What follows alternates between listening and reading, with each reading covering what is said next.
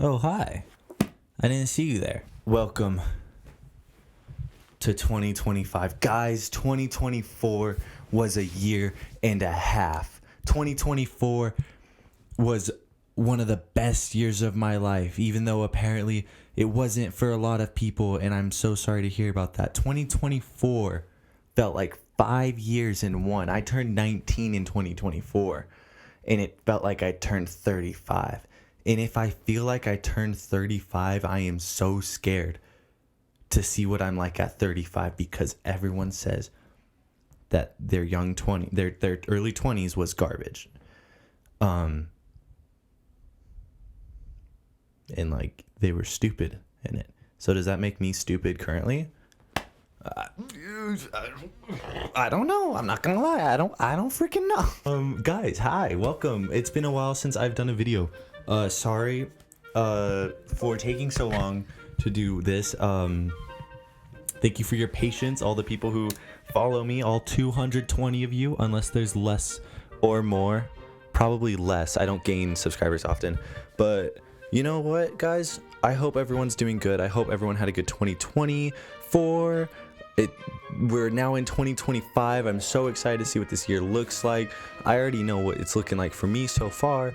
The reason I've been not doing anything and definitely haven't I've uploaded the you're not happy neither my audio videos. That's definitely gonna happen, guys. I swear to God, that's gonna happen. No. I've been packing and I've been selling all the stuff I own.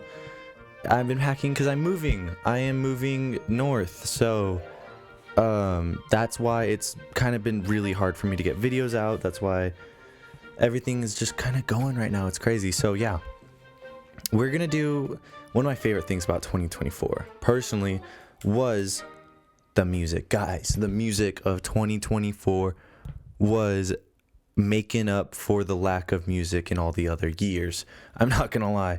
2024 had really good music. And just a disclaimer before I get through it, I do not listen to Taylor Swift or Billie Eilish or the Brat album by whoever that was by.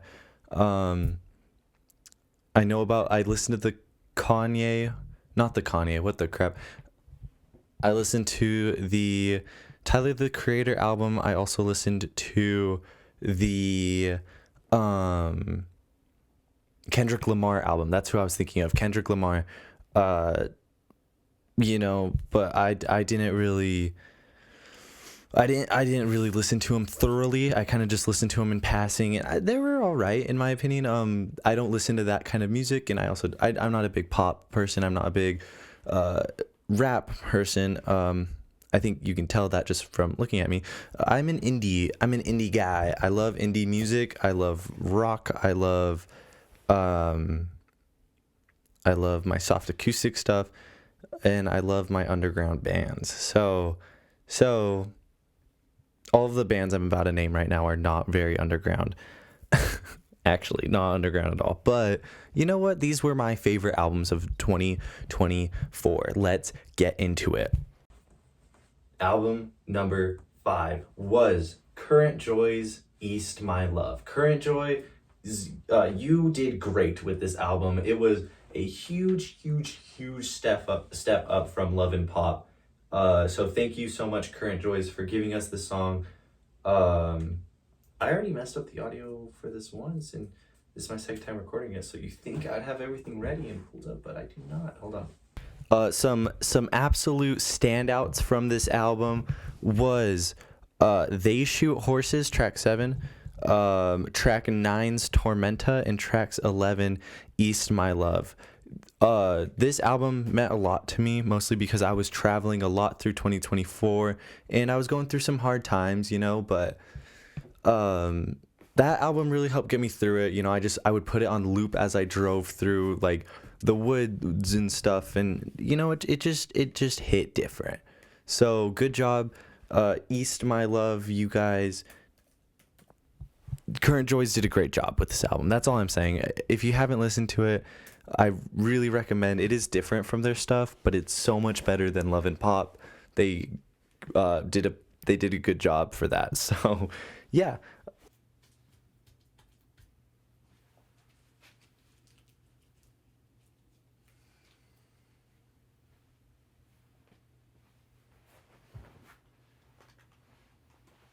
I cannot find my tape, so we're gonna hope that holds.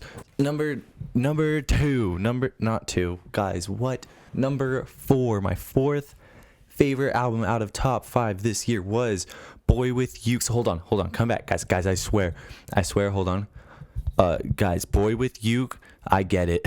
Look, I get it. He was cringy. There was only a couple songs I liked of his. Me personally, I thought he was cringy. But it turns out when you don't do what the studio and higher ups want you to do, your art is so much better for it. BoyWithUke's Burnout was an absolute showstopper in my world of music for 2024. This album slapped with banger songs like Gaslight, Pitfall, Corduroy, and Easier. Those were the highlight tracks in my opinion. Can You Feel It was not my favorite song by him, but you know what? This album had so many bangers in it that I think even the songs that weren't as good still counted towards an amazing experience. BoyWithUke, you did an amazing job making a Burnout, and good job for your send-off to the BoyWithUke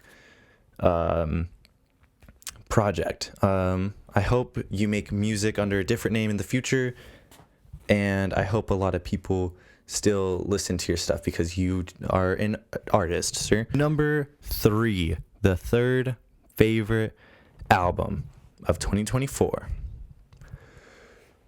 Guys, I need to breathe. Holy crap. I think I have asthma. Okay, so I hated this album originally. I'm not gonna lie to you guys. I'm not gonna lie. I do not lie. Holy crap, that just makes the shadows so much worse. What do? I'm just gonna leave it right here. Okay, guys. I hated this album originally. I will not lie. I'm not a liar. I do not do that to you. Which side's the front? That's the back. Okay. But over time, I learned to love it. And that was 2024's 21 Pilots Clancy. Guys, it's so weird to think it's been 5 years since Blurry Face came out. Or not 5 years, a decade since Blurry Face came out. That album was very influential on my depression. But 21 Pilots Clancy was a really good album once I learned it was not Trench 2. I would still want Trench 2 over, but you know, we can't always get what we want. So for a follow-up to Skilled and Icy, I did like Skilled and Icy. Sue me, what are you gonna do about it? What are you gonna do about it, bruv? I liked it. Womp womp. But a follow-up to it was Clancy's 21 Pilots, and it was really good. I didn't like it at first, but you know, I did like it over time. It took a lot of listening to it, but I think it's really good. I love every single song on it except for Snapback. I'm sorry, it's too blah for me. But you know what? I liked it. So some standout tracks for me was Backslide, Routines in the Night, At the Risk of Feeling Dumb, and Oldie Station. Oldie Station comes before The Risk of Feeling Dumb, but it is the best song on the entire album, and it is one of my favorite songs 21 Pilots has ever made. So they did a really good job with this album. This one means a lot to me. So thank you, Josh, Dunn, and Tyler, Joseph. You guys did a really good job with this album. Thank you. Number 2, the number 2 album of last year almost was number 1, but one EP came out before it and it took the spot. But number 2 for me was Cage the Elephant's Neon Pill. Ooh, guys, I thought Cage the Elephant was done. I'm not gonna lie to you. I didn't think they'd be back, but no, they were back this year, and they dropped one of the best albums that they've ever released, in my opinion. I will always think that Melophobia is their best album just from the writing and track listing of that album. But sorry, I had a burp. I ate Sonic. But Neon Pill is so freaking good. It might be one of my favorite albums they've ever done. if it wasn't for Melophobia. And I saw some people being like, "Ooh, why I wish Cage the Elephant would make some more tunes, some more music." And someone was like, Bro, they just dropped an album and they're like, "Yeah, but I wish they made an actually good album." And it's like, bro, shut the hell up, because Neon, if you look back on all their past songs, all of them are bangers, but Neon Pill as an album works a lot better than a lot of their past albums, in my opinion. I think that one guy is just strictly talking off of nostalgia for those songs because they are very, very good. But Neon Pill, for new music from a band, it's freaking amazing. It's about growing older and not knowing what you're doing, and something I could very much see as Matt, whatever his last name is, hits the age of 40, whatever he's at. I know my band's guys, but yeah, like, it feels so mature while still keeping that punk sound, and the guitars are way more in this album, and I like it a lot. Some standout tracks is Rainbow, Neon Pill, Metaverse, Out Loud, and Silent Picture. Those were my 5 favorite tracks from this album. I couldn't choose just a couple. This album's so good. Hi-Fi, even Flow, guys, it's good. It's such a good album. Yeah, I was in love with it from the second I heard it. So good job, Cage the Elephant. I remember I did actually think that they broke up for a little bit. I didn't know that they released a song in like 2022 or something, and I really was like, oh, okay, well, my favorite band since middle school is gone, because they were just so silent. I couldn't find anything on them. I might have just been looking in the wrong spots, but I couldn't find anything off of him, and I was very, very scared. I was like, what the crap? So it's good to know that they're still making music. I remember when Neon Pill, the single, dropped, the first single that dropped, it looked like this, and I feel like they changed it after like 2 days to this one.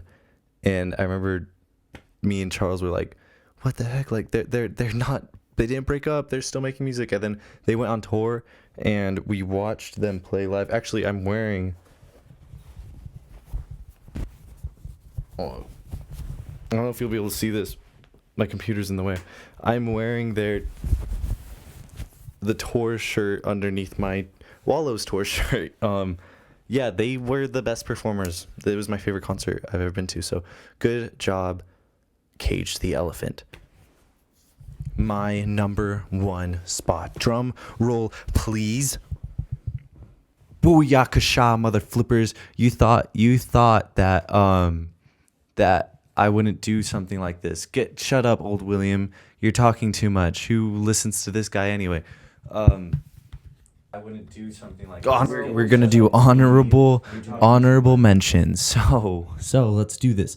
My headphones are about to die, but it's fine. Okay. A very 1999 Christmas by Jay Schlatt. What the freak, Jay Schlatt? Why can you sing so well? Escape from Madness by Bayboards. I feel like this one had Honey in it, or not Honey. Hannah, but I can't remember. Hannah's a really good song by them, but my favorite one off of it was How I Wish I Was Cool. That is a really good song. Good job, Bayboards. Evergreen by Soccer Mommy. Evergreen, the song Evergreen reminded me of this girl I used to talk to in sophomore year when we were really good friends. I miss you from time to time, and we don't hang out much anymore. That's a bummer. Okay. Model by Wallows was also a pretty good album. It wasn't as good as Tell Me That It's Over. I think that one was one of their best albums. But you know what? Your Apartment and what was it? I'm so good at this.